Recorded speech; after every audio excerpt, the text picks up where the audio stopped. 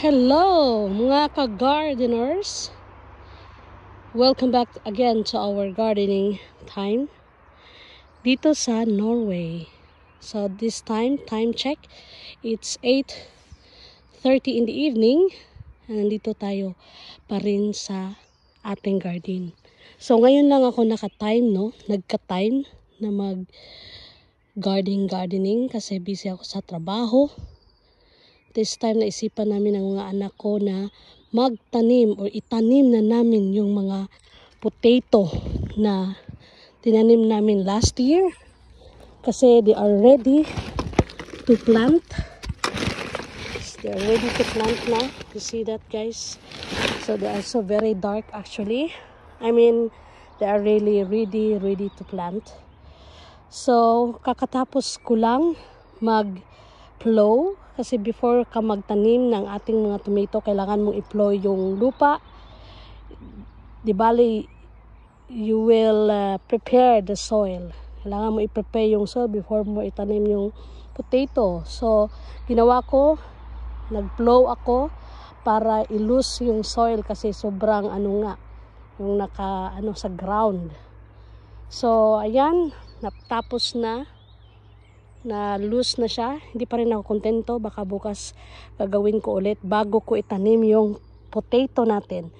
But this time hindi ko sila maitanim kasi masyadong gabi na, so kailangan ko nang magpahinga at update lang ako sa inyo about our garden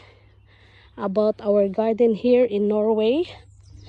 As you can see, I miss doing gardening, updating our plant because busy na nga tayo. As you can see, this is our rip's bud or red currants kung tawagin. So medyo madaming bunga ngayon after I pruned them last year. Last year nag-prune talaga ako ng sobra. Kaya ito nga, sobrang dami din yung bunga nila. So I'm so excited, to show you guys our garden, our result of our berries. This is one of our berries that sobrang daming bunga.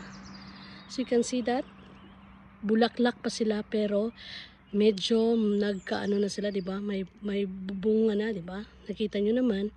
So after a few months, lalaki na yung bunga nila at saka magiging pula.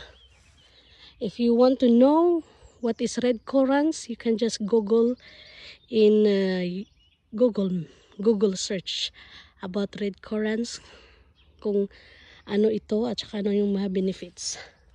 Hindi siya totally sweet, but it's a sour but very light sweetness, but a lot of benefit as far as I know. So ito lang yung update natin dito sa ating garden.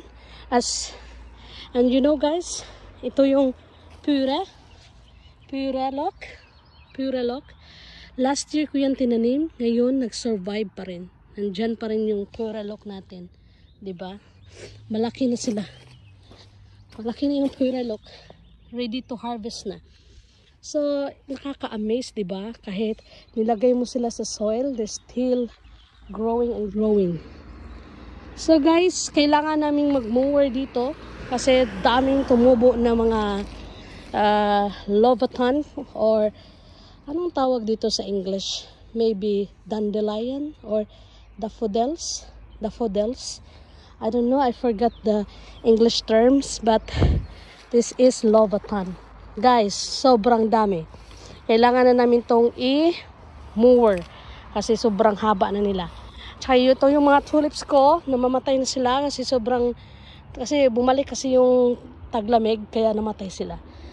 Ito yung pallet natin dito, kailangan natin linisin para makatanim din tayo dito banda.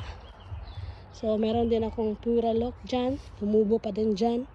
So yun lang guys, ito yung ating cherry tree, diba? Daming flower.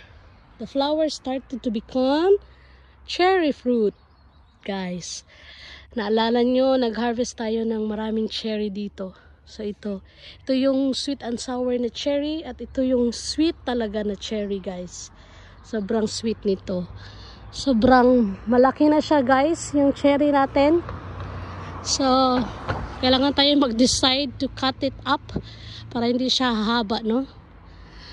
Para hindi tayo mahirapan mag-harvest, 'di ba? So yun lang guys, no? Yun lang ating update dito. Dami pang gagawin na linis or mowing the place guys. Wala pa kasing time. At saka this week talaga mag-work talaga tayo sa ating garden kasi mainit ang panahon, walang ulan-ulan. Pag walang ulan-ulan, active tayo guys, 'di ba? So yun lang guys. Naalala nyo din yan. Dan yung ating place kung saan yung mga chicken. Pag wala na tayong chicken. Then yun ating plums. Pinutol namin kasi nakaano siya sa tree. I mean sa wire. Kaya hindi masyado maganda tignan yung plums. But anyway, it's fine. So yun lang guys. Have a good day and have a good night. Everyone, thank you for watching. I hope you will share our lives. Our vlog for tonight. And keep watching my video. Daghang salamat dito lang sa gardening here in Norway. I am Carmi and living in Norway. Bye-bye.